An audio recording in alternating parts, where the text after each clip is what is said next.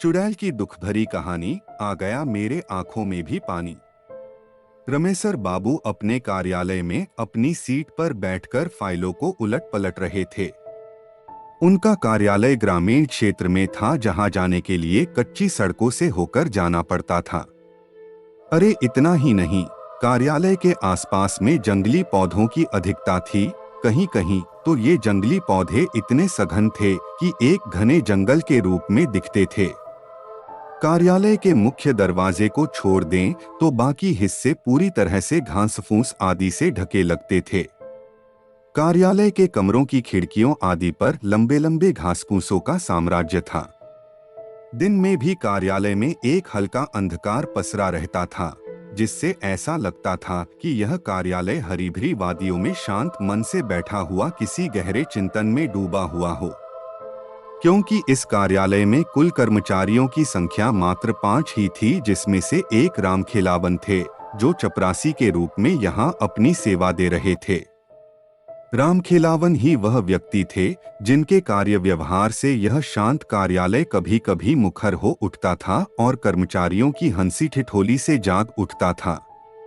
रामखेलावन जी पास के ही एक गांव के रहने वाले थे और प्रतिदिन कोई न कोई असहज घटना कार्यालय के बाकी 4 कर्मचारियों को सुनाया करते थे।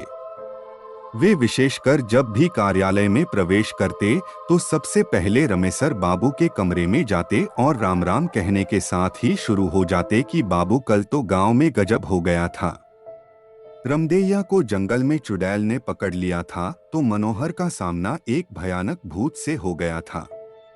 जब तक रामखेलावन जी सभी कर्मचारियों से मिलकर कुछ भूत प्रेत गांवगड़ा की बातें नहीं बता लेते, उन्हें कल चैन नहीं पड़ता था।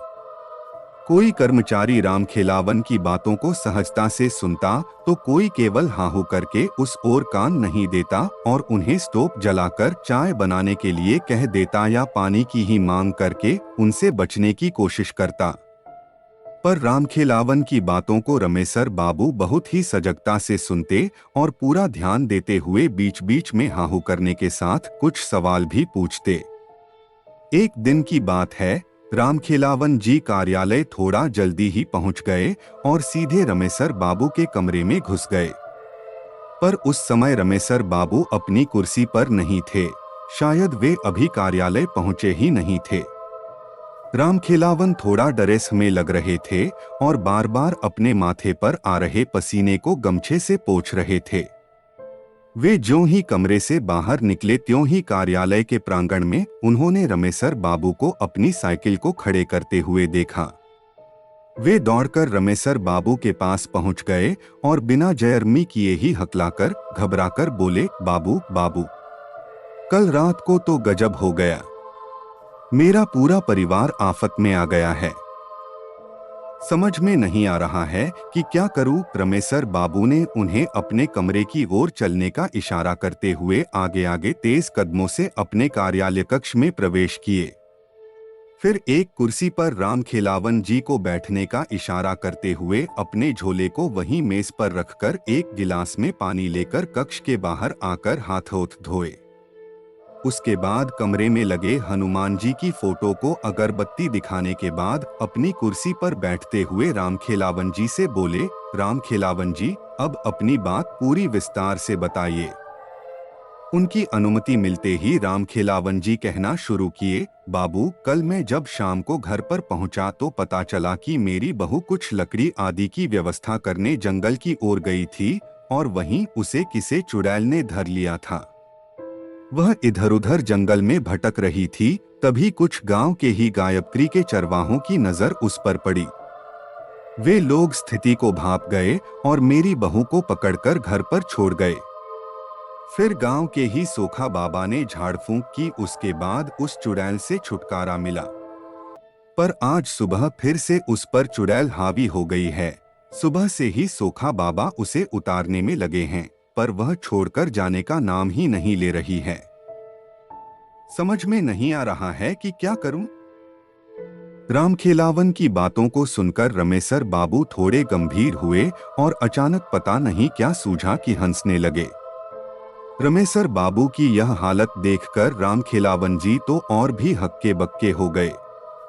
उन्हें समझ में नहीं आया कि आखिर इनको क्या हो गया, कहीं इन पर भी तो किसी भूत प्रेत का साया नहीं पड़ गया। अभी रामखेलावन जी यही सब सोच रहे थे, तभी रमेसर बाबू अपनी कुर्सी पर से उठे और बिना कुछ बोले रामखेलावन को अपने पीछे आने का इशारा करते हुए कमरे से बाहर निकल गए। कमरे से बाहर निकलकर रमेसर बाबू पास की ही एक झाड़ी से कुछ पत्तों को तोड़ा और मन ही मन कुछ मंत्र बुदबुदाए, फिर रामखेलावन को उन पत्तों को देते हुए बोले कि आप इसे पीसकर अपनी बहू को पिला दें और अपने घर पर ही रुकें। मैं कार्यालय में कुछ जरूरी कामकाज निपटाकर अभी 1 से 2 घंटे में आपके घर पर पहुंचता हूं। रामखेलावन जी बिना कुछ बोले केवल सिर हिलाए और उन पत्तों को लेकर घर की ओर बढ़े। रास्ते में उन्हें केवल एक ही बात खाए जा रही थी कि रमेसर बाबू को यहाँ आए 3 साल हो गए, पर कभी उन्होंने इस बात का जिक्र नहीं किया कि वे भूत प्रेतों को उतारना भी जानते हैं। कहीं वे मजाक में तो इन पत्तों को तोड़कर झूठ मूठ में कुछ बुदबुदाकर मुझे नहीं दे दिए।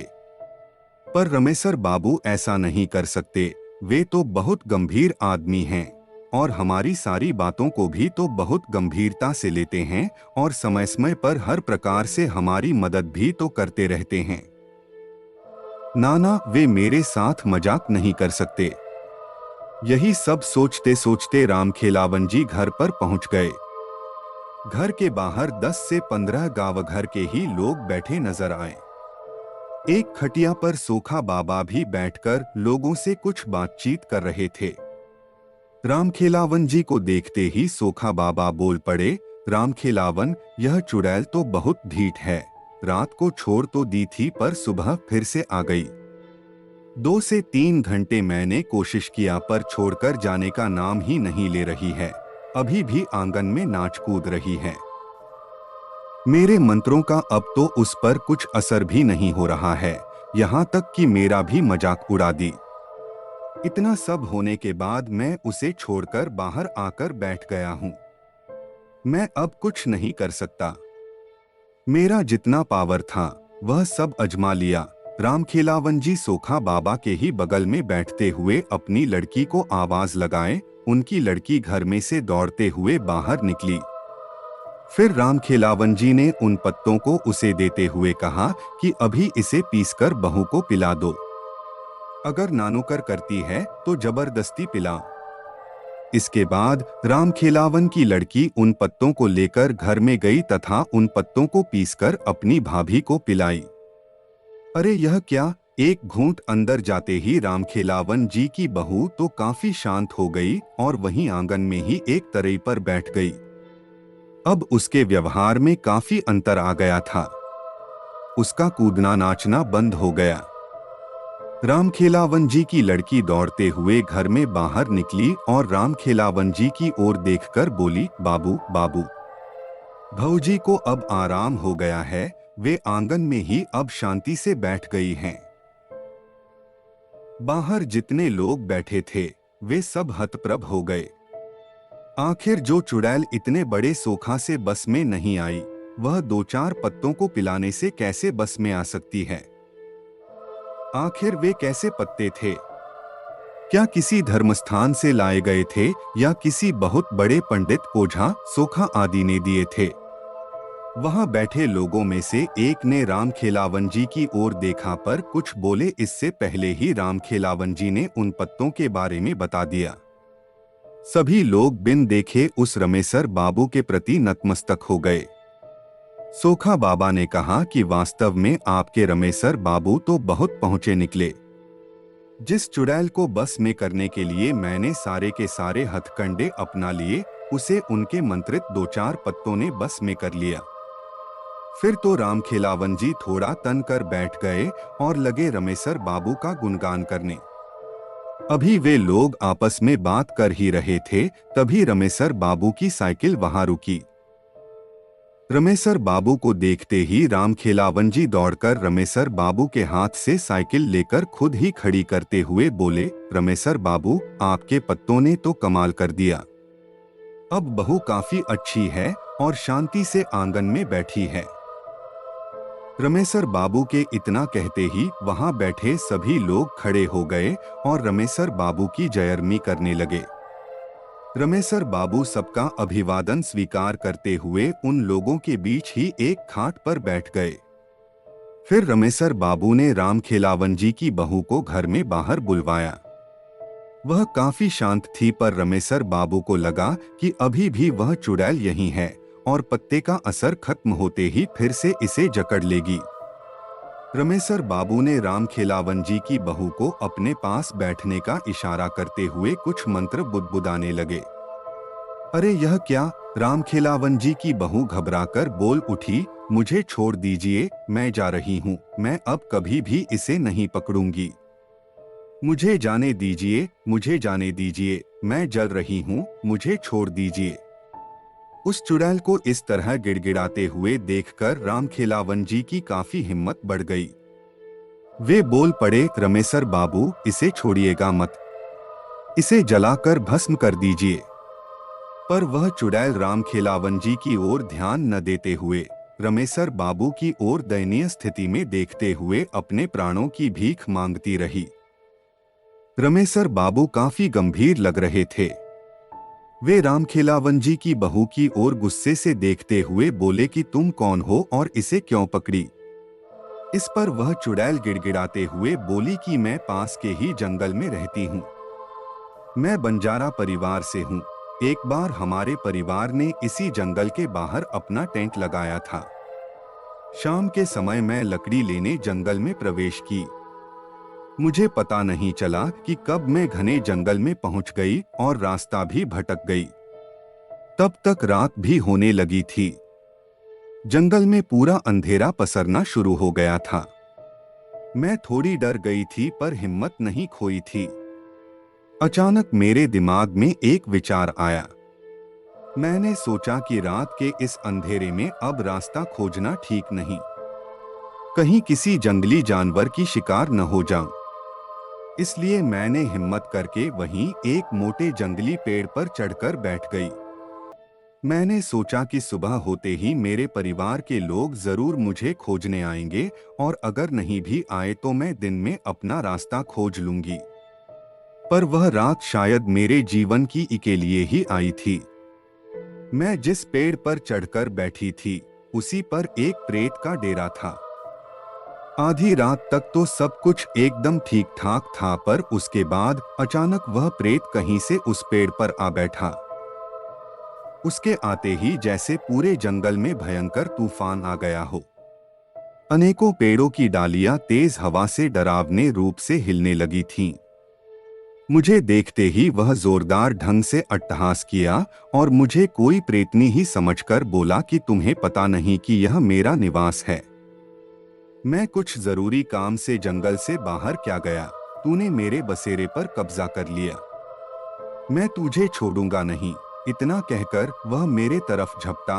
अत्यधिक डर से तो मेरी चीख निकल गई। मैं बहुत तेज चिल्लाई कि मैं कोई प्रेतनी नहीं हूँ, मैं इंसान हूँ, इंसान। मेरी बातों को सुनकर तो वह और जोर से अट्टहास करने लगा और बोला कि मुझे एक संगिनी चाहिए।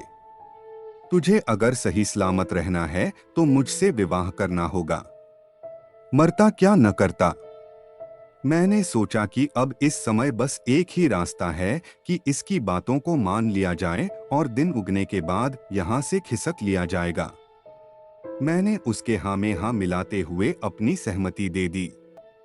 मुझे क्या पता था कि यह सहमति मुझ पर बहुत भारी पड़ेगी। इतना कहने के बाद रामखेलावन की बहू पर सवार वह चुड़ैल फूट फूट कर रोने लगी। रमेसर बाबू थोड़े भावुक हो गए और उसके प्रति थोड़ी नरमी दिखाते हुए पानी भरा लोटा उसको पीने के लिए दे दिए। 2-4 घूंट पानी पीने के बाद उसने फिर से कहना शुरू किया। मेरी सहमति देने के बाद वह प्रेत पता नहीं कहाँ गायब हो गया। उसके गायब होते ही मैंने थोड़ी चैन की सांस ली, पर यह क्या अभी 10 से 15 मिनट भी नहीं बीते होंगे कि उस जंगल में जैसे भूचाल आ गया हो, एक बहुत बड़ा तूफान आ गया हो। कितने पेड़ों की पता नहीं, कितनी डालियां टूटकर धरती पर पड़ गईं। कम से कम सैकड़ों भूत प्रेत वहां उपस्थिति हो गए थे। चारों तरफ चीख पुकार मचा हुआ था। कुछ डरावनी अट्टहास कर रहे थे, तो कुछ इस डाली से उस डाली पर कूद फांद रहे थे, तो कुछ ताली बजाकर नाच रहे थे। मुझे तो कुछ समझ में ही नहीं आ रहा था कि यह सब क्या हो रहा है। तब तक वही प्रेत फिर से मेरे पास प्रकट हुआ और बोला कि विवाह की व्यवस्था करने चला गया था, अपने परिवार वालों को बुलाने चला गया था। शादी में इन सबको भी तो शरीक करना होगा। अरे यह क्या, अब तो मेरी शामत आ गई। पूरा शरीर पीला पड़ गया, कुछ बोलने की हिम्मत नहीं रही। तभी अचानक एक प्रेतनी वहां प्रकट हुई और उस प्रेत से लड़ने लगी। वह प्रेतनी बोल रही थी कि मेरे रहते तू दूसरी शादी करेगा, कदापि नहीं, कदापि नहीं, मैं ऐसा नहीं होने दूंगी। और इतना कहने के साथ ही उस प्रेतनी ने उस डाल से मुझे धक्का दे दिया और जमीन पर गिरने के कुछ ही समय बाद मेरी इहलीला हो गई थी। इतने कहने के साथ ही वह चुड़ैल फिर से रोने लगी थी। इसके बाद रमेसर बाबू ने उस चुड़ैल को चुप रहने का इशारा करते हुए कहा कि आज के बाद तू इन गांव वालों को कभी परेशान नहीं करोगी। चुड़ैल ने हामी भरते हुए कहा कि ठीक है, पर मैं तो एक बहुत ही छोटी आत्मा हूं। इन पास के जंगलों में पता नहीं कितनी भयानक भयानक आत्माएं विचरण करती हैं। आप उन सब से इस गांव वालों को कैसे बचा पाएंगे? उस चुड़ैल की इस बात को सुनते हुए रमेसर बाबू हल्की मुस्कान में बोले, तू तो बकस इन लोगों को बाकी भूत प्रेतों से कैसे निपटना है वह तू मुझ पर छोड़। इसके बाद रमेसर बाबू ने लोगों को अब कभी न पकड़ने की बात उस चुड़ैल से 3 बार कबूल करवाई तथा साथ ही उसे थूककर चाटने के बाद ही जाने दिया। तो पाठकगण, रमेसर बाबू ने उस चुड़ैल से तो गांव वालों को छुटकारा दिला दिया, पर क्या वे दूसरे भूत प्रेतों से उन गांव वालों की रक्षा कर पाए? राज को राज ही रहने दिया जाए। खैर, आप लोग बताएं कि यह भूत ही काल्पनिक कहानी आप लोगों को कैसी लगी। जय बजरंग बली। बस दोस्तों, आज के लिए बस इतना ही। और वीडियोस के लिए आप प्लेलिस्ट भी चेक कर सकते हैं। आपको नेक्स्ट वीडियो कौन से टॉपिक पर चाहिए मुझे कमेंट करके जरूर बताएं। मिलते हैं आपको अगले वीडियो में। तब तक के लिए सुरक्षित रहे, सतर्क रहे।